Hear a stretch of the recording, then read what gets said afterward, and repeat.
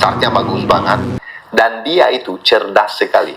Motor Eropa benar-benar dibuat melongo dan tidak percaya dengan apa yang baru saja terjadi di sirkuit legendaris Bugatti, Le Mans, Prancis.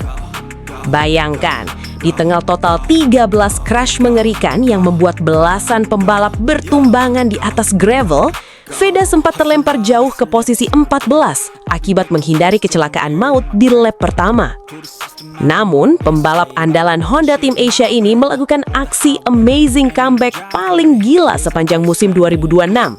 Di tengah licinnya lintasan, Veda tampil super jenius hingga mencatatkan waktu tercepat 1 menit 53,2 detik dan langsung melesat masuk barisan depan untuk memperebutkan podium.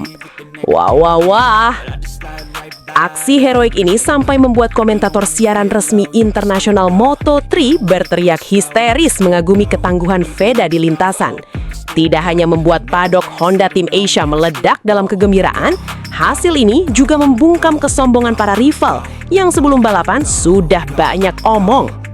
Bagaimana detail drama menegangkan ini bisa terjadi? Bagaimana cara Veda mengelola risiko teknis di tengah badai kecelakaan tersebut hingga sukses menembus posisi 5 besar klasmen dunia? Simak informasi lengkapnya sebagai berikut. Sebelumnya, mohon subscribe channel ini dulu supaya gak ketinggalan info bola terbaru. Dunia terbelalak. Veda Ega acak-acak dominasi Eropa di balapan paling angker Moto3 2026. Benarkah demikian? Simak hingga selesai. Mari kita bedah detail pertama dari sisi teknis jalannya balapan yang sejak awal sudah dipenuhi dengan drama tingkat tinggi. Cuaca di sirkuit Bugatti Le Mans Menang terkenal sangat tidak bisa diprediksi. Sesaat sebelum kelas Moto3 dimulai, hujan deras mengguyur sirkuit dan menyisakan genangan air yang sangat masif di sepanjang lintasan. Kondisi ekstrim ini langsung membuat kepala mekanik di pit lane pusing 7 keliling. Ban tipe apa yang harus dipakai, bagaimana setelan suspensi yang pas agar motor tidak melintir saat melibas tikungan cepat. Melihat situasi yang sangat beresiko ini, panitia balapan akhirnya mengambil keputusan krusial. Pemotongan durasi balapan. Balapan yang semula dijadwalkan berlangsung sepanjang 20 putaran penuh, secara mendadak dipangkas menjadi hanya 13 putaran saja. Alasan pengurangan drastis ini sengaja dilakukan demi memberikan waktu tambahan bagi seluruh tim untuk menganalisis kondisi sirkuit pasca hujan demi keselamatan para pembalap. Bagi seorang pembalap pemula, pengurangan jumlah lap ini adalah pisau bermata dua. Di satu sisi, balapan menjadi lebih pendek. Di sisi lain, ini berarti intensitas pertarungan akan langsung meledak sejak detik pertama. Tidak ada waktu untuk sekedar pemanasan atau mencari ritme perlahan-lahan. Setiap detik, setiap tikungan adalah pertaruhan hidup dan mati. Drama sesungguhnya dimulai saat lampu start padam. Veda Aga sebenarnya memulai balapan dengan sangat manis dari posisi start ke-6, sebuah pencapaian kualifikasi yang luar biasa di baris kedua. Namun begitu gerombolan motor melesat menuju tikungan pertama yang super sempit dan licin, kekacauan langsung pecah. Tepat di depan mata Veda, terjadi insiden berbahaya yang melibatkan beberapa pembalap. Motor-motor meluncur tak terkendali di atas aspal yang basah bak es. Dalam hitungan milidetik, Veda dihadapkan pada pilihan sulit, nekat menerobos dengan resiko tertabrak atau menghindar dengan konsekuensi kehilangan banyak posisi. Dengan kedewasaan balap yang luar biasa, Veda memilih opsi kedua. Veda mengerem keras dan melakukan manuver hindar yang sangat ekstrim demi menyelamatkan nyawa dan motornya. Akibatnya sangat fatal untuk posisi balapnya. Posisi start, P6 baris kedua. Posisi akhir lap pertama, P14, merosot hingga 8 peringkat. Status, Veda dicatat sebagai pembalap dengan jumlah penurunan posisi paling banyak di awal laga. Di titik ini, para komentator asing di TV mulai mencoret nama Veda dari daftar calon peraih podium. Mereka mengira mental pembalap muda Indonesia ini sudah runtuh akibat trauma insiden lap pertama. Namun mereka tidak tahu bahwa mentalitas anak muda asal Gunung Kidul ini tidak terbuat dari plastik, melainkan dari baja pilihan. Setelah terlempar ke posisi ke-14, pertunjukan magis Veda pun dimulai. Veda tidak panik. Veda tidak langsung membuka gas dalam-dalam secara sembarangan di lintasan yang basah. Veda tahu betul bahwa kunci memenangkan balapan di trek basah adalah ketelatenan, kelembutan tangan pada tuas gas, dan fokus tingkat dewa. Satu persatu pembalap di depannya dihabisi dengan gaya menyalip yang sangat bersih, tenang, tapi luar biasa mematikan. Masuk lap ketiga, Veda sudah kembali menembus posisi single digit alias nangkring di peringkat ke-9. Veda memanfaatkan setiap kesalahan kecil pembalap lain di depannya untuk merebut posisi dengan mulus. Masuk lap ke-6, ini yang bikin penonton di tribun Le Mans melompat dari kursinya. Hanya dalam waktu 3 putaran saja, Veda berhasil merangsek naik dari posisi ke-9 ke posisi ke-4. Veda terus menjaga kecepatannya di setiap sektor, melibas tikungan demi tikungan basah Le Mans dengan sudut kemiringan motor yang bikin ngeri.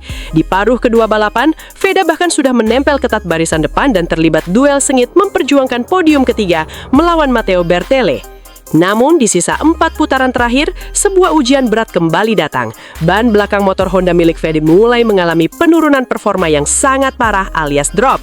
Veda merasakan ban belakangnya sudah kehilangan cengkraman sepenuhnya ke aspal. Beberapa kali motor Veda bergoyang hebat alias sliding dan hampir saja melempar Veda ke udara. Sekali lagi, kecerdasan Veda diuji. Alih-alih memaksakan diri mengejar podium ketiga dengan resiko terjatuh dan kehilangan segalanya, Veda memilih bermain taktis. Veda mengamankan motornya, menjaga jarak dengan pembalap di belakang, dan akhirnya berhasil menyentuh garis finish di posisi keempat dengan total waktu 24 menit 49,299 detik, hanya terpaut tipis 7,656 detik dari sang pemenang balapan, Maximo Quillens.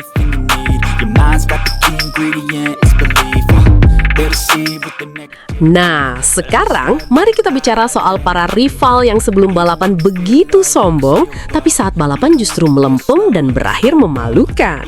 Siapa lagi kalau bukan Hakim Danis, pembalap asal Malaysia yang sebelum balapan dimulai sempat jumawa dan sesumbar di hadapan media bahwa dia punya segudang pengalaman di sirkuit Le Mans ini.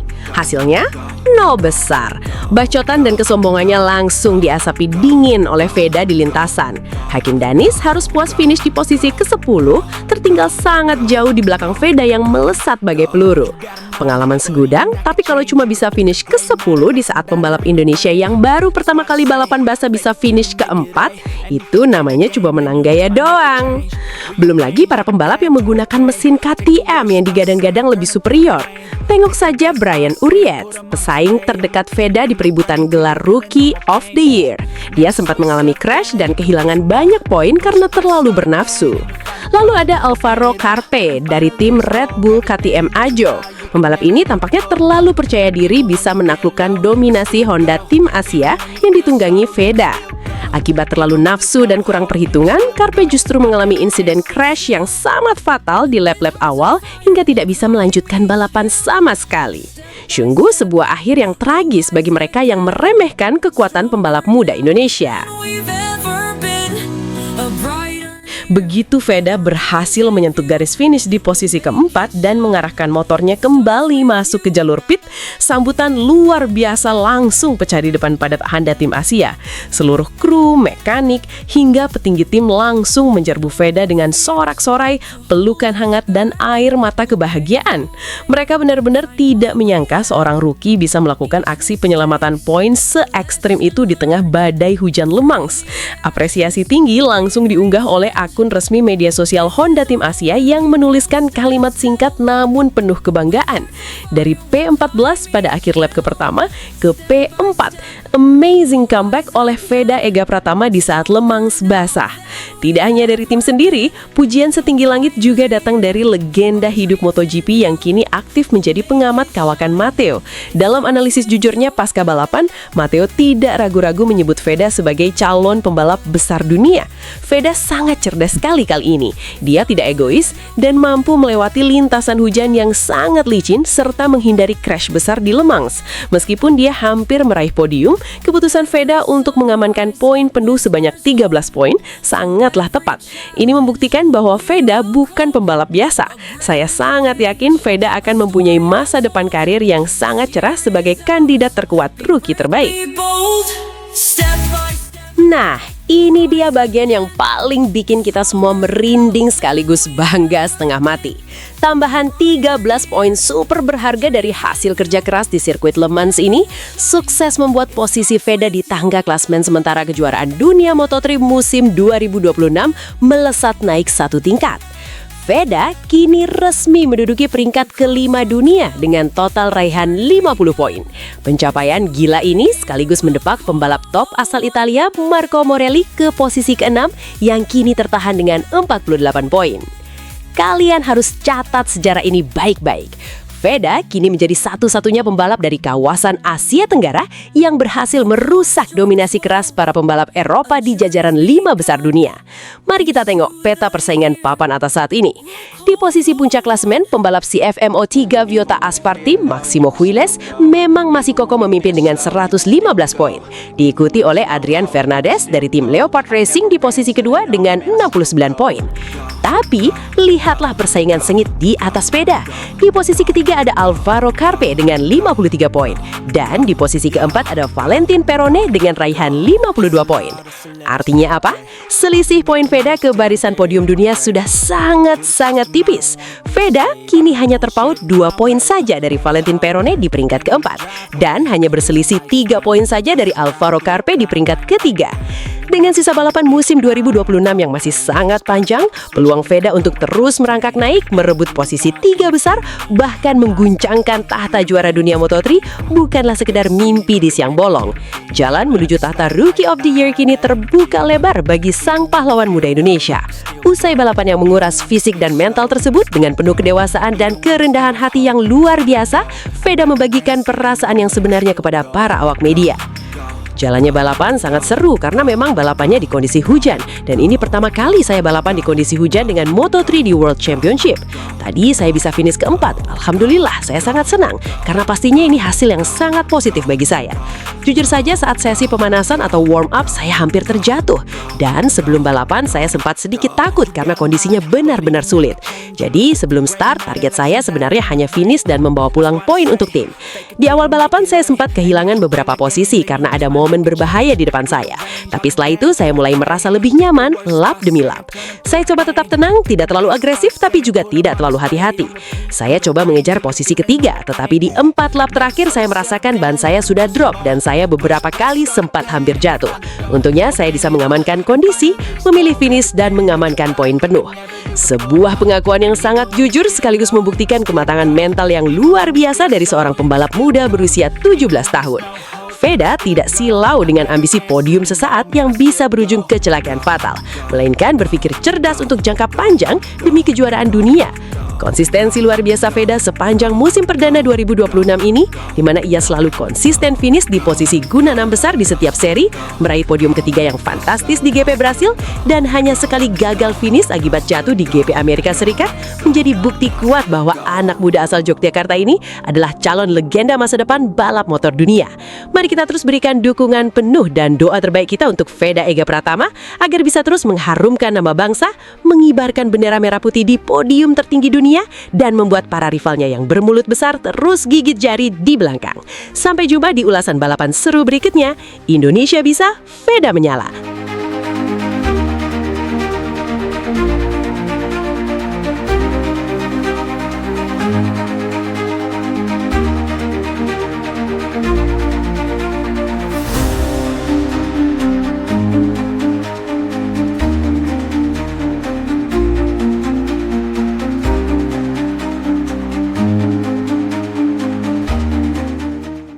Sebelumnya, mohon subscribe channel ini dulu supaya gak ketinggalan info bola terbaru. His race will be interesting because he can try to come back. Maro is in third. Gempar di sirkuit legendaris Le Mans, Prancis baru saja tersaji di atas aspal basah Moto3 2026. Di tengah badai kecelakaan yang membuat belasan pembalap top Eropa bertumbangan layaknya guguran daun, pembalap ajaib asal Indonesia, Veda Ega Pratama, sukses mengobrak-abrik dominasi dunia dengan aksi balap yang super brutal sekaligus sangat cerdas. Bagaimana mungkin seorang anak baru yang diremehkan rival tetangga sebelah justru sukses menjinakkan sirkuit paling kejam di Eropa ini hingga finish di posisi keempat?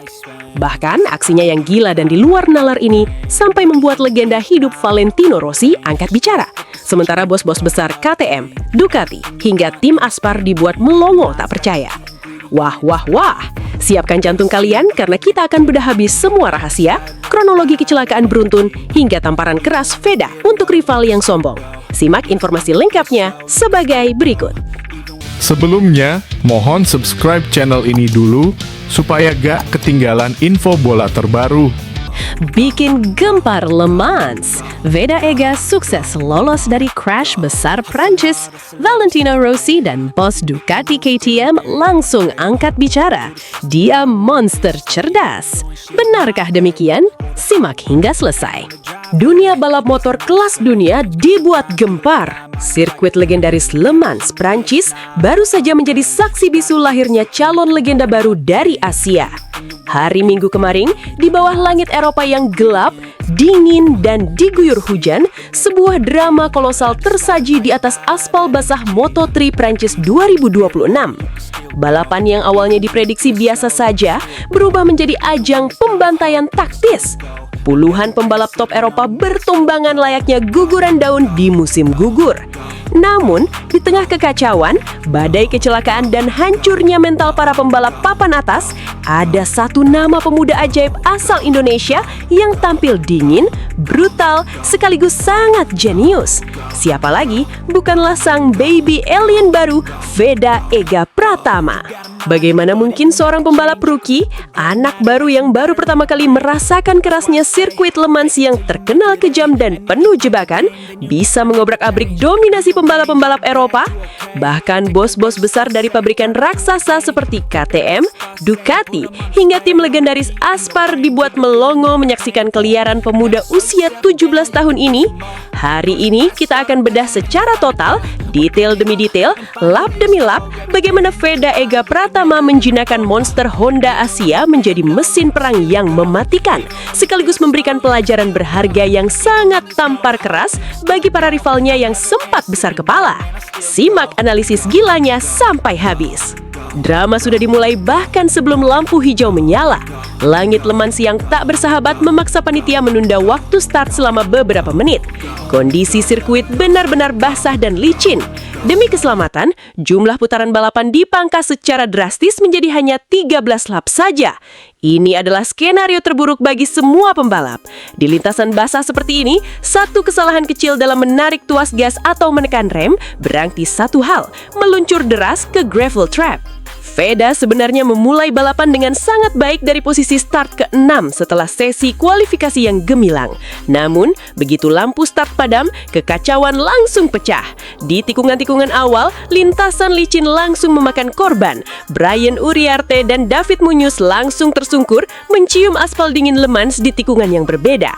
Veda yang terjebak di tengah kerumunan padat harus bermain ekstra hati-hati untuk menghindari tabrakan beruntun. Akibatnya, posisi Veda sempat melorot tajam hingga 5 peringkat dan tertahan di posisi ke-11 pada lap pertama. Bahkan, seiring berjalannya balapan, Veda sempat terdorong lebih jauh hingga ke posisi ke-14.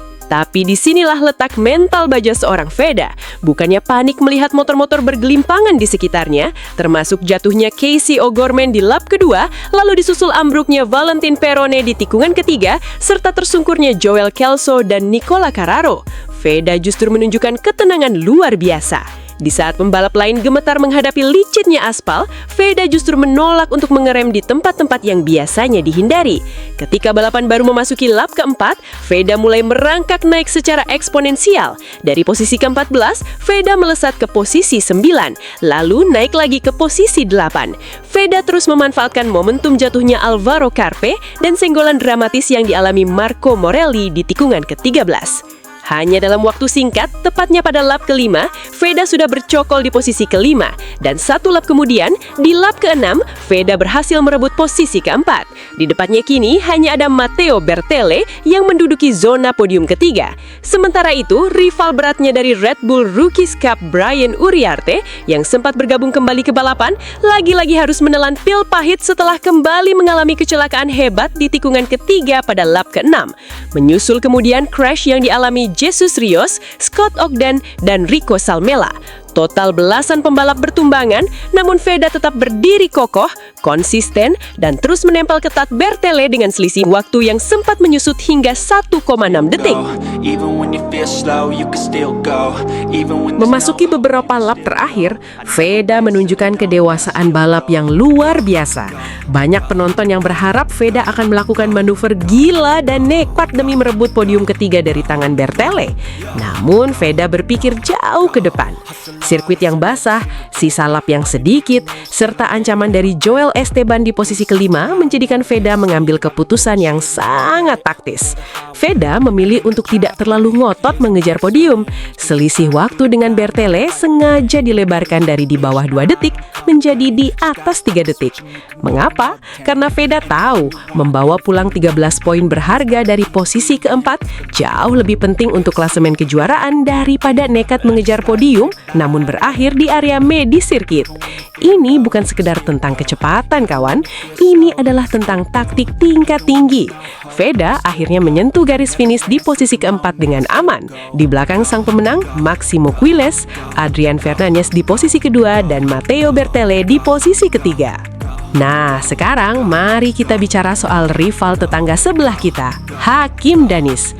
Ya, kalian tidak salah dengar. Sebelum balapan akhir pekan ini dimulai, pembalap yang satu ini luar biasa sombongnya. Dengan sangat percaya diri, dia pamer pengalaman masa lalunya di sirkuit Le Mans. Dia sesumbar di media bahwa dia sangat memahami karakter sirkuit ini, tahu betul celah-celahnya, dan dengan pongah mengklaim bahwa podium Le Mans sudah pasti ada di tangannya. Dia seolah-olah meremehkan pembalap lain, terutama Veda yang dia anggap sebagai bocah bau kencur atau anak baru di sirkuit legendaris Prancis ini. Tapi, apa yang terjadi di hari balapan? Hukum alam langsung bekerja secara instan. Hei, Hakim Danis, mana podium yang kamu janjikan itu? Mana pengalaman masa lalu yang kamu banggakan setinggi langit itu? Pada kenyataannya, sepanjang balapan, kamu justru terseok-seok di barisan belakang, kebingungan mencari kecepatan, dan akhirnya harus puas finish di posisi ke-10. Itu pun terbantu karena banyak pembalap di depanmu yang terbertunggangan. Sementara itu, Veda, pemuda yang kamu anggap anak baru dan minim pengalaman di Le Mans, justru tampil sangat cerdas, dingin, dan berhasil finish di posisi keempat, nyaris menyentuh podium. Ini adalah tamparan keras tepat di wajahmu. Di dunia balap motor kelas Eropa, bacot di media tidak akan menghasilkan poin. Pengalaman bertahun-tahun tidak ada gunanya jika tidak dibarengi dengan otak yang cerdas dan mental yang kuat. Veda telah membuktikan dengan tindakan nyata di atas lintasan basah, bukan dengan bualan kosong sebelum balapan. Pelajaran berharga buat kamu. Lain kali, sebelum meremehkan talenta emas Indonesia, berkacalah dulu pada kemampuan diri sendiri.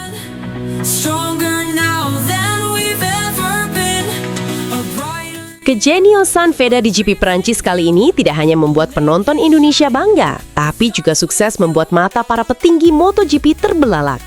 Tidak tanggung-tanggung, legenda hidup MotoGP, sang pemilik nomor 46, Valentino Rossi, secara jujur memberikan pengakuan yang sangat luar biasa. Valentino Rossi berkata, dia adalah pembalap muda baru yang mempunyai ciri khas mengejutkan dari pembalap Moto3 lainnya. Saya sangat terkesan melihat Veda tampil hari ini dan berhasil mendapatkan posisi keempat. Saya yakin dengan balapan hari ini, Veda benar-benar akan menunjukkan keganasannya di balapan berikutnya, dan itu akan jauh lebih berbahaya lagi. Apalagi dia hampir terlihat kaget dan mau jatuh, karena di depannya ada pembalap yang tiba-tiba tumbang. Tapi dia sangat konsisten dan menunjukkan kelasnya sebagai pembalap top. Bayangkan, seorang Valentino Rossi sampai memuji ketenangan Veda dalam menghindari insiden di depannya. Tapi tidak berhenti di situ. Bos-bos tim besar Eropa, mulai dari Aspar, Ducati hingga KTM, langsung kepincut. Mereka takjub melihat bagaimana motor Honda tim Asia yang biasanya dinilai kalah kompetitif dari KTM di kelas Moto3 bisa berubah menjadi monster yang sangat menakutkan di tangan Veda. Pernyataan salah satu bos tim pabrikan. Kami melihat potensi Veda sangatlah bagus sekali. Kami tertarik ingin mendapatkan Veda sebagai pembalap kami di masa depan. Gaya balapnya yang super cerdas membuat saya terpekona. Harusnya motor kami lebih bagus dan lebih baik dari Honda. Akan tetapi kenapa di tangan Veda, Honda Asia seperti monster yang mengejutkan? Balapan hari ini sangat seru sekali, mengingat kejadian-kejadian di luar nalar yang berhasil diatasi oleh Veda. Bahkan, bos KTM sendiri dilaporkan sangat kecewa dengan performa pembalap mereka seperti Brian Uriarte dan Alvaro Carpenay yang gagal total di Le Mans, sementara Veda melenggang mulus menunjukkan kelasnya di posisi 4 besar. Kepuasan mendalam juga diungkapkan langsung oleh bos Honda Tim Asia, Hiroshi Aoyama. Mantan juara dunia GP250 tidak bisa menyembunyikan rasa bangga dan leganya atas pencapaian fantastis pembalap mudanya tersebut. Ya, kami sangat bangga pada Veda dan terima kasih kepada mekanik Honda yang sejauh ini sudah membuat bangga tim Honda Asia kami. Semoga dengan hasil P4 hari ini di Le Mans, Veda bisa terus konsisten di balapan berikutnya. Mendengar apresiasi besar dari tim dan publik dunia, Veda sendiri menanggapi hasil balapan ini dengan penuh rasa syukur. Pembalap asuhan Astra Honda ini mengaku sangat senang karena grafis performanya terus menanjak dan kini ia bisa tampil semakin konsisten bersaing di jajaran elit dunia.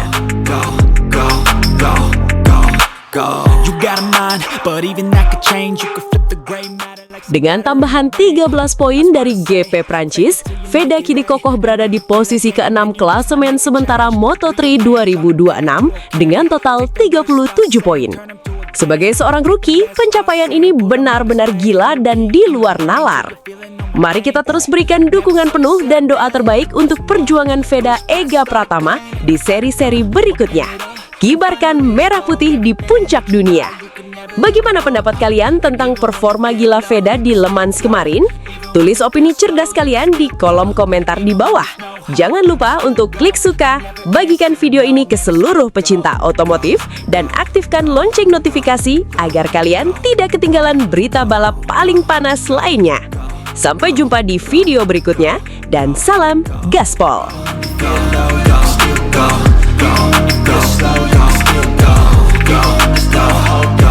Go.